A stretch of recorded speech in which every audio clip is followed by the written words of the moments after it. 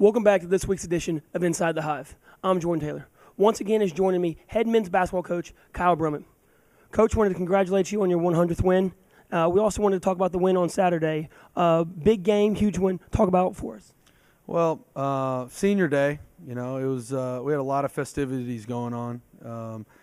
I knew I needed 13 wins, or we needed 13 wins to get to 100, but honestly I wasn't really thinking about the 100 until somebody mentioned it about an hour after the game. But I guess when you do this as a profession, you're going to have milestones like that. It's been nice that I've been able to win so many of those here at Defiance. We have such great support, good following, and this senior class. These are the guys that I came in with. So I think it was.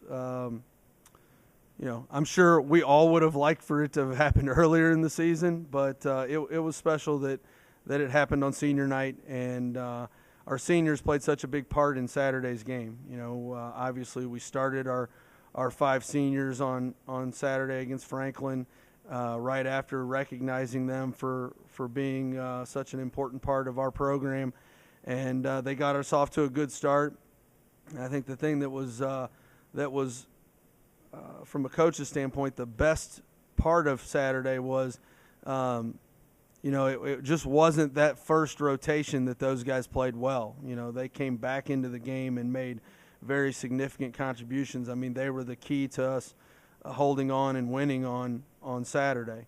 We got great play from Kyle TG. He was really instrumental in the second half with us battling different guys in foul trouble, and then securing some really big rebounds that allowed us to win the game. And Anthony Brown has been spectacular the whole month.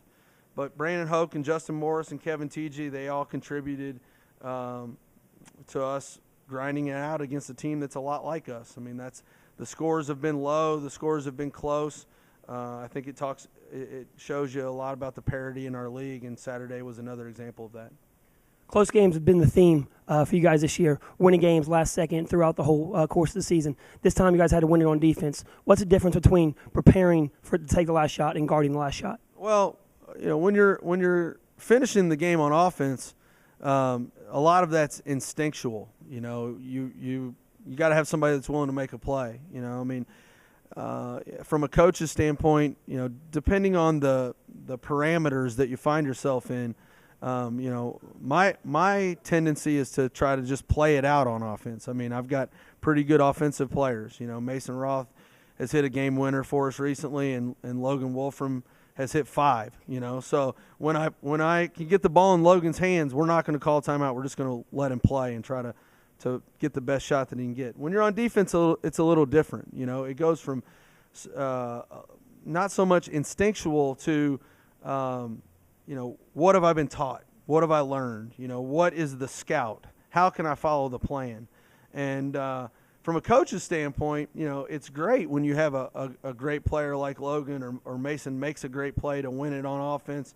But from a coach's standpoint, it's really gratifying when you can see your team sit there and follow the scout, see the guy's tendencies, and try to take that away in those last seconds. And that's kind of who we've become. You mentioned us playing low scoring. You mentioned them being close.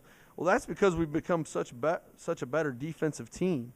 And, I think it was gratifying for our players to have that one defensive possession and be able to get the big rebound and see the time run off the clock without us having to make the shot to win it.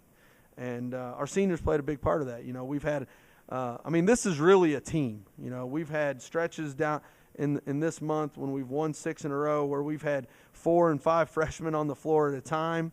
And Saturday we finished the game with 3 seniors on the floor, and we finished it on the defensive end. And those guys, they've been gotten on plenty about their defense. So I know it was rewarding for them to win it on the defensive side. One of your, defense has been a huge thing. One of your biggest defensive performance was a couple weeks ago at Rose-Hulman. You guys play Rose-Hulman in the tournament Friday night. What are some expectations and challenges playing a team this closely back-to-back? Yeah, and Rose-Hulman, they're a defensive-oriented team. I mean, their coach is a really defensive guy. If you compare it to football, Rose-Hulman's a real smash-mouth, type team.